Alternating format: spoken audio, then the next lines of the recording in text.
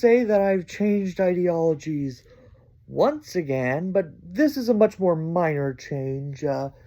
I'm still practically the same in all my beliefs, it's just label change.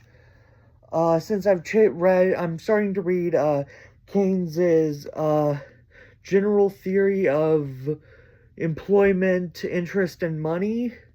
I have started to read this, so I've always had an interest in Keynes. So my beliefs have always been generally ever since we learned about Keynes and Hayek in school, I was always like, yeah, more Keynes. So I've always had an interest in Keynes, and also especially when I learned Keynes was bisexual, I was like, oh, that's fucking cool. But yeah, always Keynes is always cool. But generally Keynes's idea that the economy is driven by consumer spending and all that. Yeah, and that when people have more money to spend, the economy is better. Yeah, I generally agree with that. So generally just my idea of distributism, where it's like a heavily, just a property owning democracy.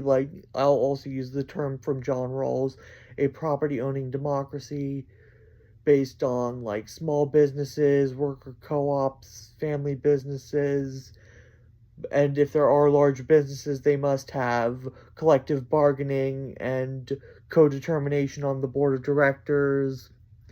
But also I'll bring in some Keynesian stuff extensive social programs to stimulate the economy and make sure that people have to stimulate the economy, and also tripartite collective bargaining to make sure to even more make sure that people to well one really to really well one to one make sure that people have a good wage, but also to regulate to make sure wages are at an equilibrium, to make sure it's a good wage, but also keep it at equilibrium.